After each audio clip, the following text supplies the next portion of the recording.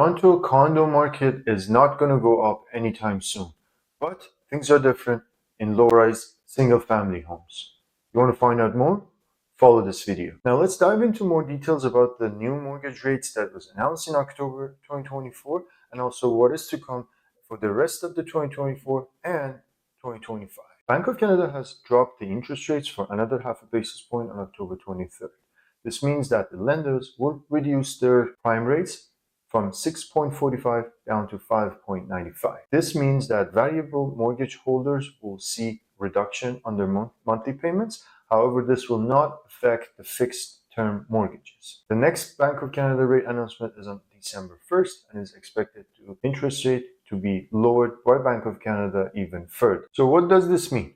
For variable rate holders, you should see a combined decrease of $75 per $100,000 of mortgage depending on your amortization. If you have a home equity or line of credit, your minimum payment should decrease by a combined amount of $100 for every $100,000 of HELOC balance. But the real difference is if you're shopping for a home, on average, a borrower could now qualify for purchase price that is 12.5% higher than they could have before the rate cycle drop started in June 2024, assuming you still have the same down payment and your job is still secure and you have income and you have document to support it. So here you can see the comparison between variable rate and fixed rate mortgages. As of recording this video, November 10, 2024, for a 5-year term, variable $500,000 mortgage amount and 25-year amortization, you're looking at average between 4.8 to 5% for your interest rate for variable rate. But on fixed rate,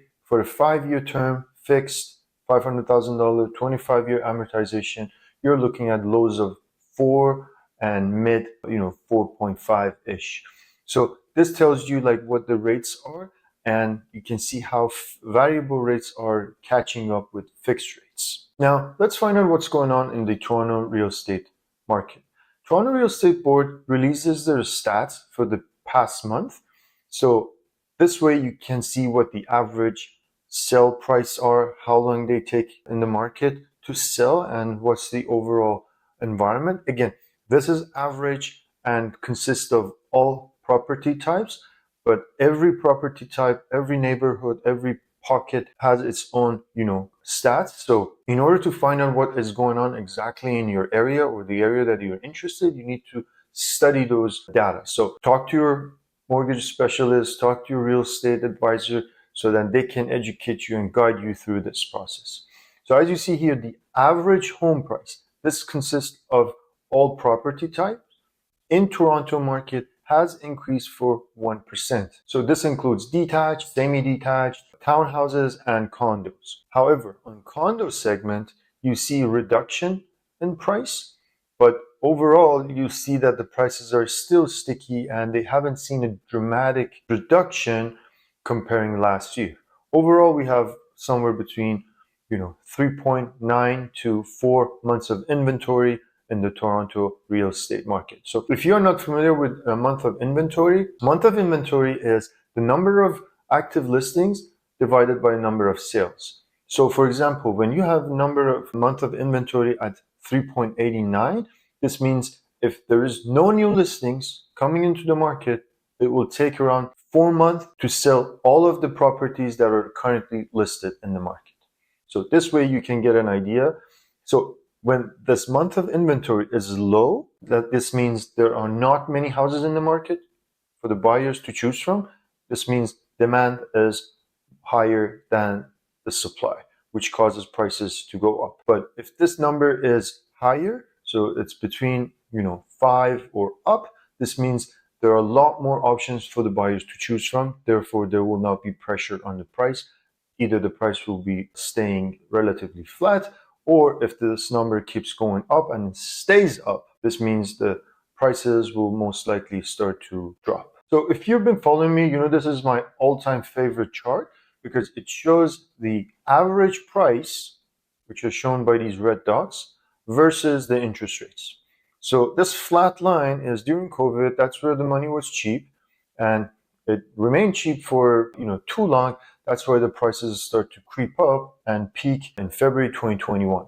But as soon as Bank of Canada start to increase the interest rates, and they did it quite, in a short period of time, you'll see the prices start to drop. They remained in the same level. There were some small, bumps along the way, but they remain relatively within the same range of between 1.2 to 1.1. There are also seasonal drop in the price, which is affected by the season. For example, if it's November onwards to January, usually prices start to drop because there's not much activity in the market. But here you can see as soon as the Bank of Canada started to drop the interest rates, you see the effect in the market. And now with the October 2024 stats, we've seen the prices start to climb slightly, and the number of sales has also increased. Now, in this page, you see the average sales on each market. So 416 is your Toronto, 905 is the Peel region,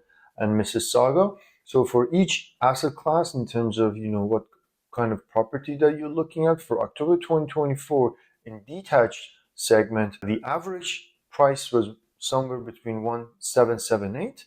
For semi-detached, 1315. Townhouses, staying relatively flat on the 1 million mark, and condo apartments in the $720,000 range. Here you can compare the year-over-year change. So this means the number of sales and average price of October 2024 versus October 2023. So you see in average, the prices have increased for 1.2% on the detached segment. Semi-detached has been relatively flat with a slight increase. Townhouses has been dropped, and condo apartments have also seen price reduction in overall. But as you see here, the sales activity has actually been increased comparing to October 2023. So this tells me that the market was less active in October 2023 and more active in 2024 because we start to see the effect of interest rate reduction. This is where the Bank of Canada interest rates were at the peak. So this tells me actually the worst is kind of behind us, but again, it's yet to be seen, and we'll start to see the effect further down the line. However, things can change, but we'll keep an eye on the market. So what will happen now? For the remainder of 2024, which is only, half of November left, there's not much going to be a whole lot of activities. A lot of the listing will come off the market and it will get relisted in the new year. And in 2024, given the current market condition and what we have seen, the prices will not see a huge increase for the rest of the year. However, in 2025, with the upcoming changes in the mortgage rules and lowest interest rates, this will allow a lot of buyers that are sitting on the sideline to come to the market and may encourage sellers who were thinking about selling but are not finding the market condition in their favor. They might start to think about making a move. However, it all depends on what is going on for next year and what will happen in terms of the interest rates. It is expected to see the interest rates to drop further. Bank of Canada will want to bring it down to the normal level that we had prior to COVID. So by the time we get there, everything will start to stabilize and we'll see a very steady and balanced market condition. Remember, this is what you want to see. You do not want to see 15% price increase in a 90-day period. This is what freaks out Bank of Canada, and this is not going to help anyone. You want to see a steady growth, 5 to 6% average, and that way people know what to expect and how to make their next real estate move. So now let's break it down to each property type. For single family homes, the demand will remain strong. It has always been strong. Obviously, people wanted to have more space, and that's where the overall growth in the market is. And especially now with the coming changes in the mortgage rules, which will come into effect as of December 15th, we will see a lot more activity to pick up in the $1 million to $1.5 million range. That's where with the new mortgage rules, the buyers will not be required to put 20% down. They can do as low as 8%. However, you still need to get qualified for that mortgage amount. But again, this will help a lot of people who do not have that 20% down. It will help them to be able to come to the market and see, what they can afford and be able to purchase the home that they like. The higher price points in the specific areas may not see, a whole lot of effect. by what the market is doing, because there's demand there is completely different. And usually people who are moving into that segment, they already have a lot of equity built in their previous home. So the change for them, it's quite different comparing to a first-time home buyer. So this chart is also released by Toronto Real Estate Board, and it breaks down the property type and their stats on the previous month. So this shows the Toronto municipality area based on their codes. I have a map that will show you, what areas these codes are related to. For example, C4 is Toronto Central, and this is Bedford Park, Lawrence Park North. This is one of the best pockets in Toronto. Great schools, great amenities, close to Yonge Street and Highway. I actually used to live here, so I have a kind of emotional connection to this area. So as you see, there's been 128 active listings and 52 sales in the month of October 2024, with average price of 2,762. Now, this is again detached homes. They've been selling for, pretty much almost close to what the asking price is, and takes 22 days on average to sell a detached home in C4. Now, for example, C11, which is Leaside, another great area, that's actually the demand is much stronger and less inventory. So there's only 25 active listings in the month of October and 13 sales. This means basically out of each 2 homes, 1 will sell. And you see the average price is hovering again between 2.7.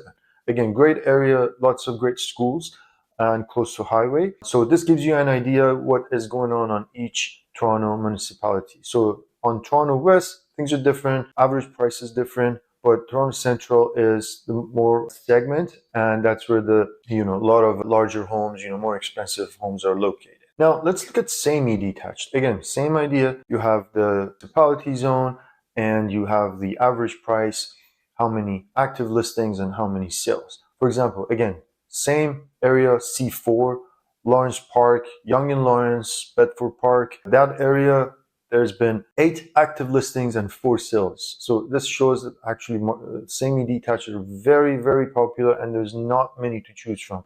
They're even selling higher than their asking price. Is only 11 days in the market. Again, this is one of the really great areas in the market, but majority of the sales has been driven by Toronto East. This is your Leslie Beaches area, and it's one of the most popular areas in Toronto.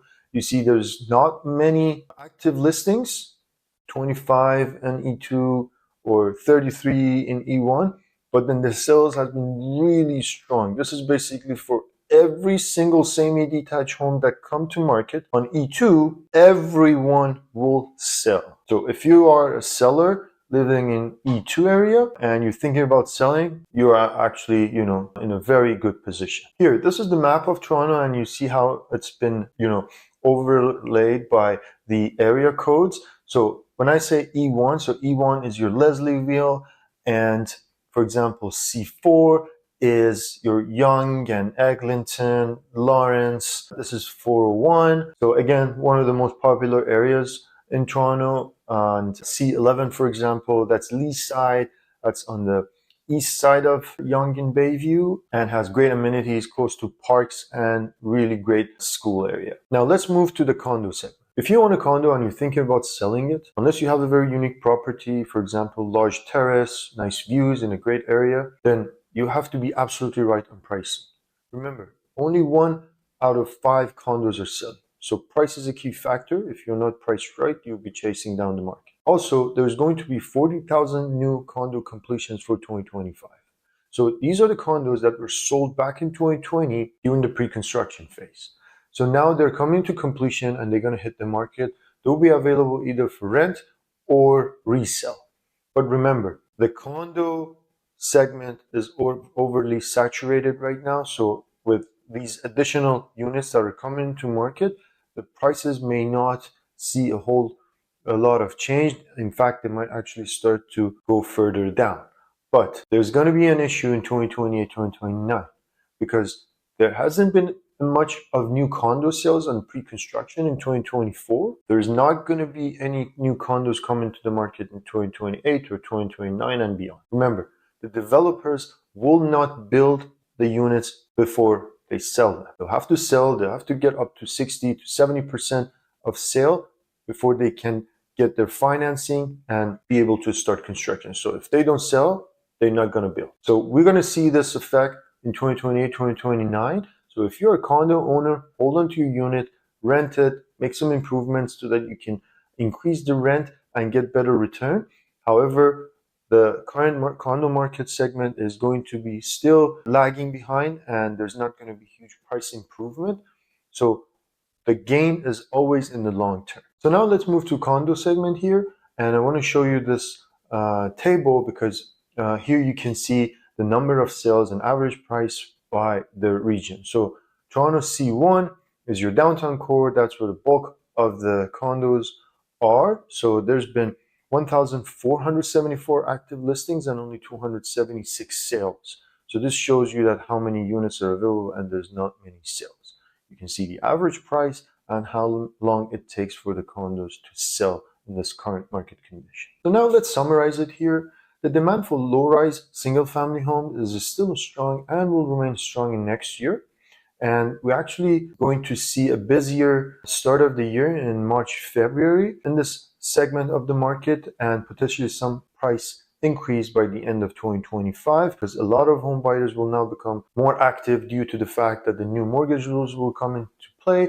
Now they don't need to put 20% down. They can get into the market as low as 8% down payment. However, they still need to get qualified for that purchase. Condo market will remain flat with even some slight price decrease.